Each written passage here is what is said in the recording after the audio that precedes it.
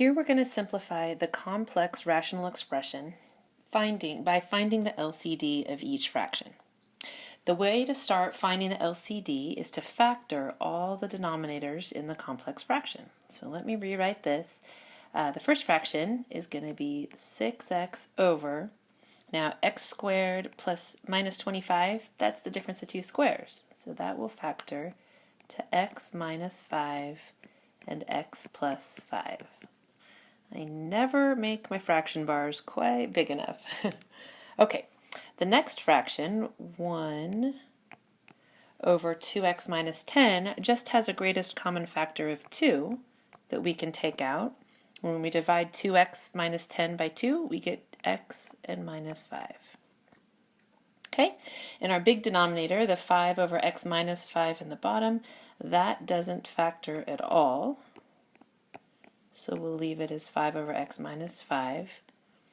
And then the last fraction, plus 2 over 7x minus 35, we can factor a greatest common factor here of 7 out, leaving 7 and x minus 5. Okay, so we can tell from this, let me change colors real quickly. We can tell from this that our least common denominator of all those fractions is 2 times 7. We have a bunch of x minus 5s, and we have several x plus 5s.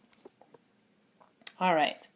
Okay, so here's what we're going to do to simplify this as quickly as possible. We're going to take the LCD, which I'm going to make 14 with the 2 times 7, x minus 5 and x plus 5. And I'm going to take this LCD and I'm going to multiply it to the top and bottom of my whole complex fraction. So I'm going to multiply the LCD to the top and to the bottom. Well, it's going to look like a mess, but nice things are going to happen. So let me make these circles disappear. So let's do this. So I've got 14 times x minus 5, x plus 5. Gonna run out of room. 14 x minus 5, x plus 5. In the bottom, I'm going to put the 14 and x minus 5 here, and x plus 5 on the other side, and then 14 x minus 5, x plus 5. So that step I just did basically took the 14 x minus 5 and x plus 5 and multiplied to the top and bottom with distribution. What's fabulous about this is now we have a whole bunch of parts of our fractions that will cancel. So looking at our first fraction in the numerator, the x minus 5s are going to cancel, and the x plus 5s are going to cancel. And that will leave us with, that will leave us with 6x times 14.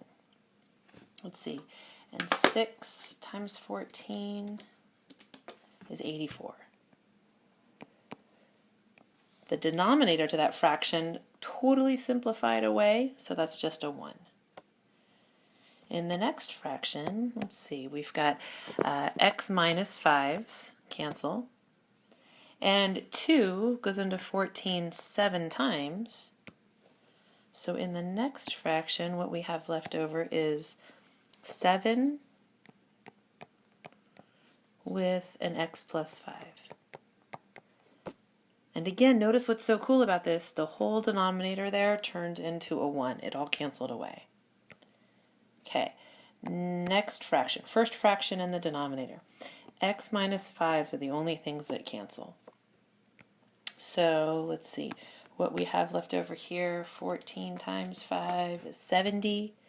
So we have 70 with an x plus 5. And then our very last fraction to reduce, we have x minus 5s cancel, which is nice. And then 7 goes into 14 2 times. So that leaves us with 2 times 2 is 4, and the x plus 5. Okay. Now there's a couple of different ways to simplify this statement we have here. I think the easiest one to understand and also the one that most of you guys would do is, remember order of operations, remember PEMDAS, we're going to start by doing our multiplication first. So I think what I'm going to choose to do here is just do the distributing.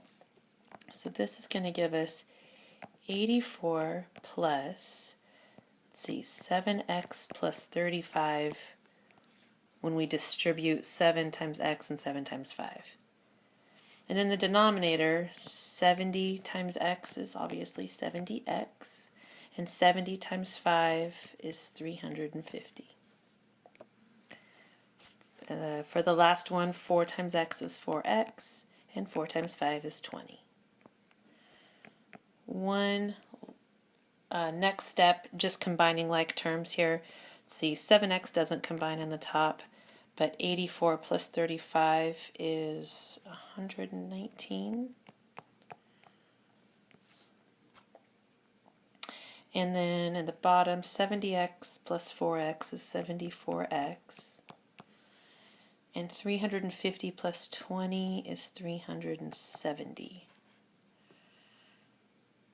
Let's see, I think that is going to factor in the bottom just a little bit.